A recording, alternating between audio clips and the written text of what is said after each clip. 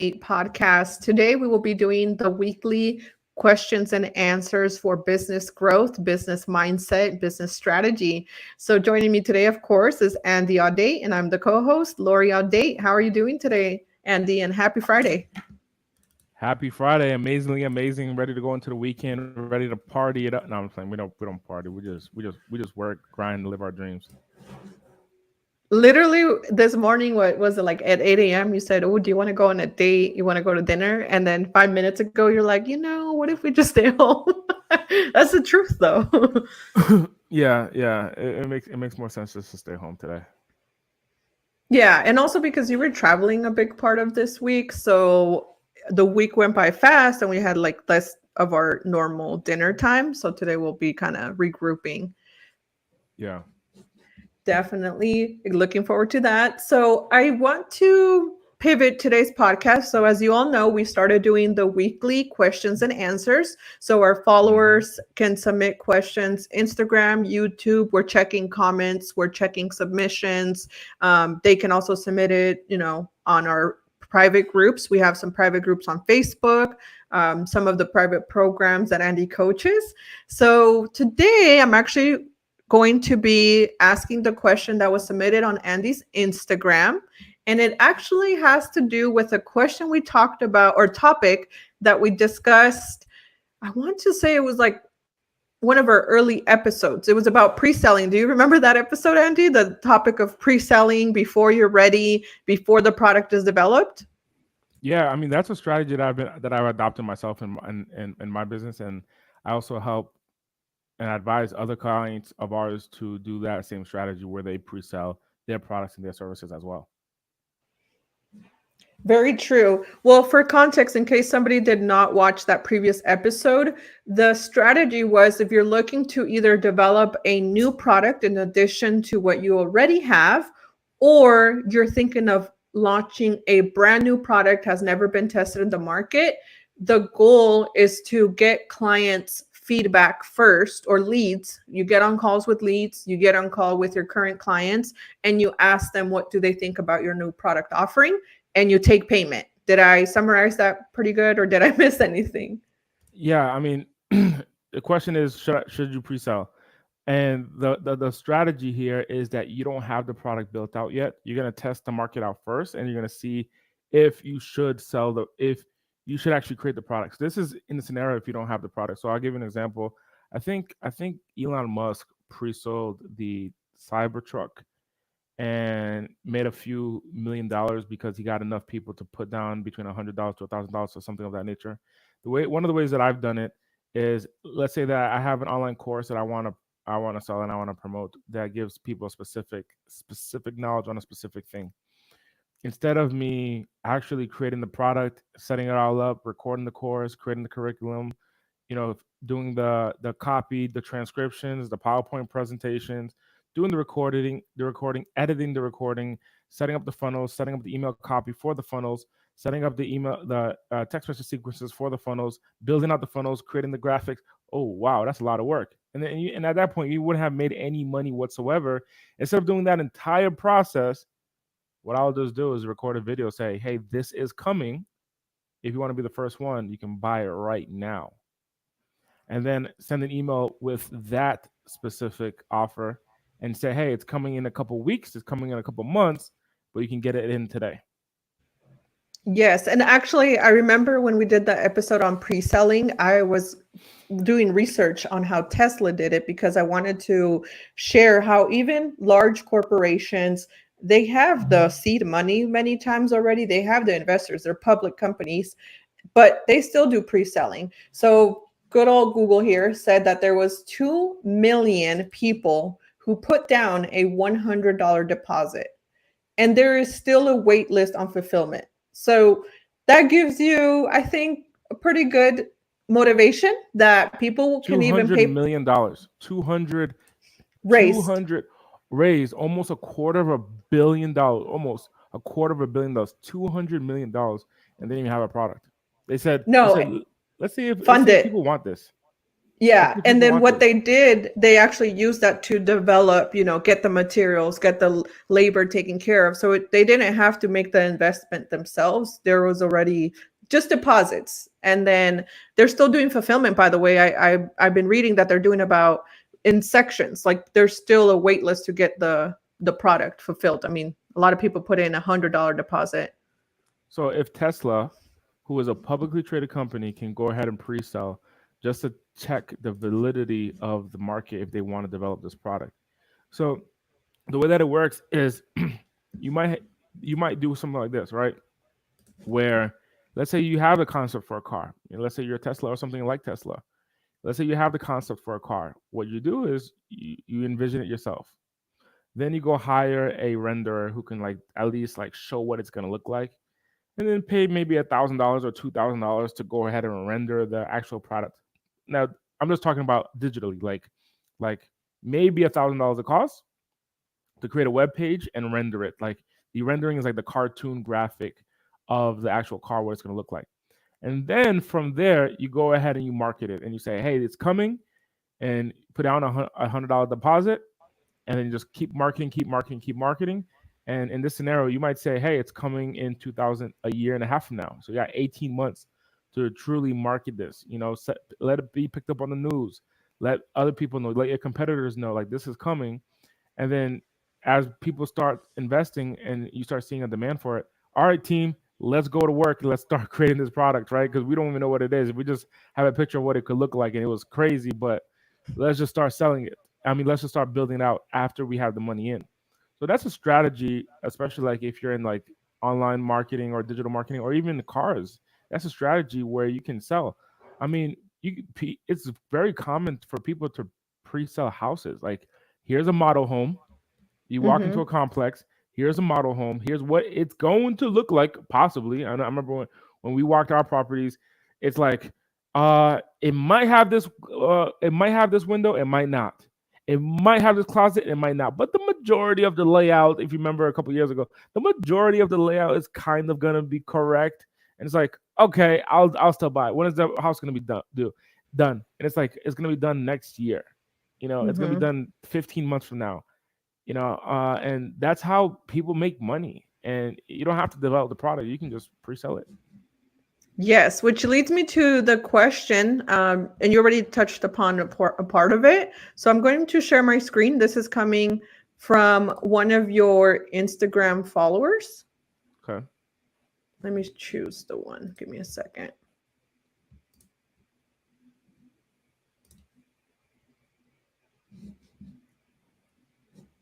Oh, which window? There we go.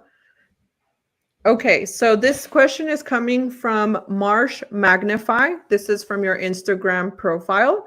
So, in regards to the clips about pre selling, he said, this is very helpful.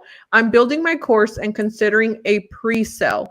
Any tips on the best way to do the pre sell? So, it sounds like Marsh is building the course, online digital product, which we highly encourage people to have a digital product. And now he's going to package it or determine what is the best way to get people to sign up. So any tips for Marsh? Marsh Magnify. I would not build.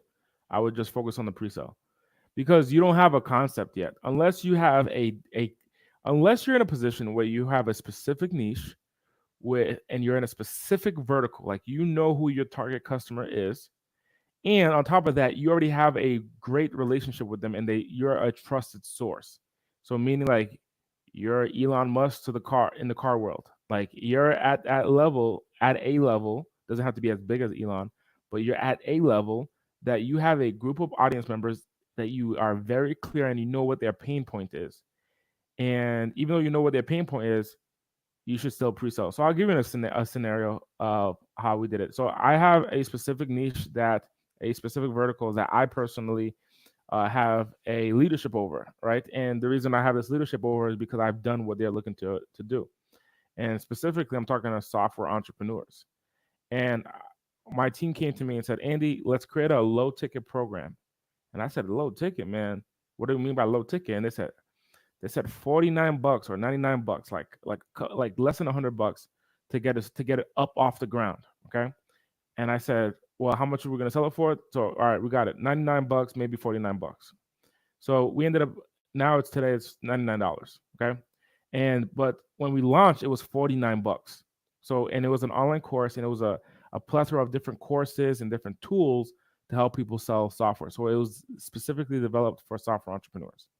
Now, what we did is I created a landing page on Friday. So Friday morning, I had no clue what the offer was going to be. No clue, not whatsoever.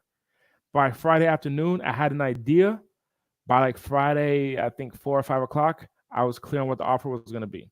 I recorded a video sales letter where I recorded and explained what the offer was going to be and what we're going to sell, and I recorded a video. I sent that to my team to upload on a landing page, and that was it. All I had was the landing page. Then we sent an email blast, and we said, hey, this program is going to launch in, I think, a month from now. We're going to change the price, we're going to increase the price, but if you get in now, you can be locked in at $49. And what I did was the first, I think, 200 people was like, the first 200 people was at $49, right? And then on the $99, the next 200 people that pay for $99 a month, by the way, a month, is at the $99 mark, and then so on and so forth, right? It goes $149, $199, all the way up to $997. So that means there is going to be a group that pays $997 a month for this program, and there's a group that's going to be paying $49 a month for the same program. But I pre-sold that, right?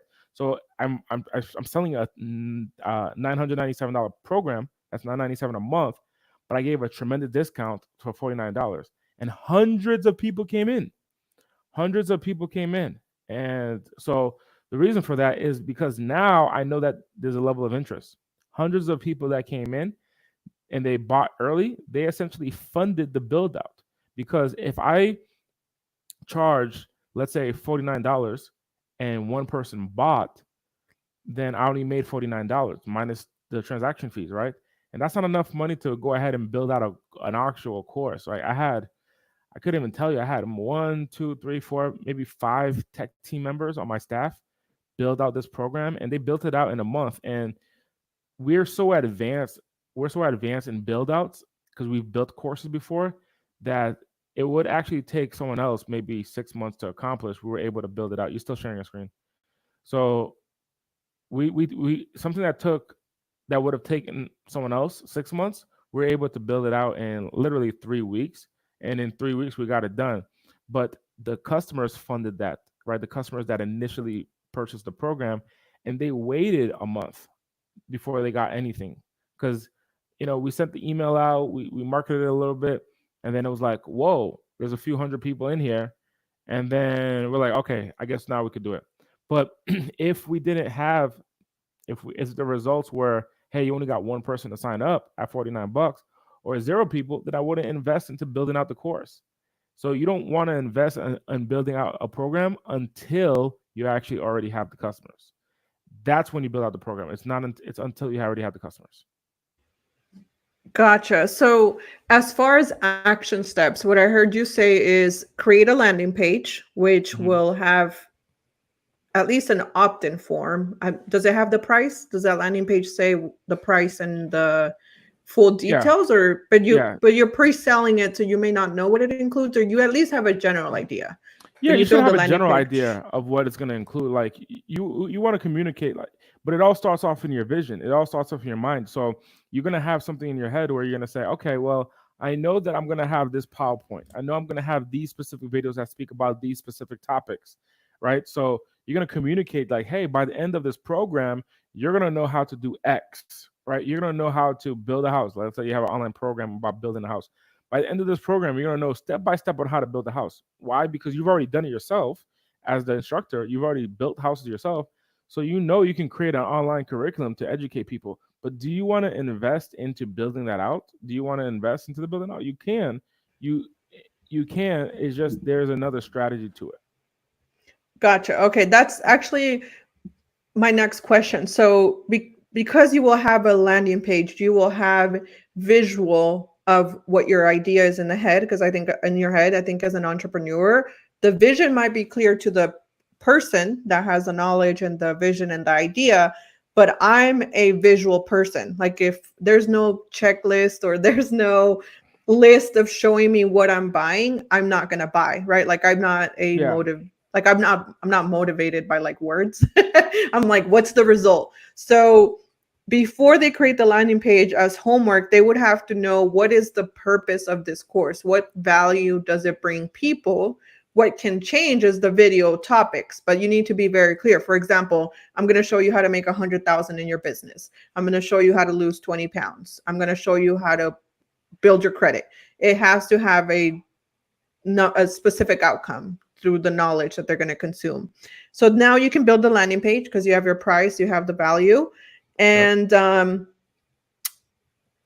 you would then also do email blast, aka don't do probably cold emails, because I heard you say that you have leadership over a specific group of people. You want to ideally start an email blast in a place where you have influence and a relationship with. They're probably going to be easier to You can do convert. if cold email is one of those things where you got to be very careful with. However, you can do emails to a different audience that you may not have leadership over with, and what your objective is, you want to identify, is there buyers for this product? That's what you want to identify. Is there Okay. someone to buy for this product? And then with that, I also have a follow-up question. So will he have result? Well, is it possible to just have results a high purchase rate if all he's selling is a digital product, a course, or should he add something else to it, like a coaching or one-on-one calls? I mean, I know it depends on their capacity, but should he just test like all you're getting is the course versus you're getting the course and coaching? It all depends on your audience that you're selling to. So some of your audience members may not require any coaching, and if it's an online course, everything inside the online course is more than enough. And there are some people who are like, no, I need coaching, I need one-by-one guidance, and you want to make sure to charge, for that. Or it's like, hey, I'm cool with group, right? Especially in the course world, like I'm cool with group. And I know for me, in my time is much scarce. Like I got a meeting right now in 4 minutes, right? My time is scarce throughout the day, and it's like meeting after meeting. Even if I'm home, like today I'm home. Even if I'm home and working, it's like minute after minute, there's something going on. And the solution is sometimes you just gotta do it in group. So it all depends on Mm-hmm. what's gonna support your customer to create the result that you're promising inside of your coaching program, and how can you do it in a way that actually delivers value to them without sucking you dry. Because I had a meeting with someone else who said, oh, Andy, I give my time away to as much as you need me, one-on-one calls, as much as you need me, don't worry about it, as much as you need me. And then it's like, okay, but then this person experienced high churn, so a lot of people were canceling. So what we found out, the extra time wasn't actually the thing that was the most valuable. Like, hey, just get on a call with me. That's not the thing that's the most valuable, right? So you want to identify what is the most valuable thing for your customer. It could be your time, but it also could be certain tools. It could be different assets, or sometimes, like for example, some of our coaching programs, we assign buddies, right? And I just recently started doing that last few weeks. Like, hey, now you get together and go meet with your buddy and get together and have them hold you accountable, and you hold them accountable, right? And that's when it's like, oh, this program is the most valuable. It's not because I got more of an Andy. It's because I have someone else that I'm in the trenches with, someone else that I'm working with, and on top of that, someone else.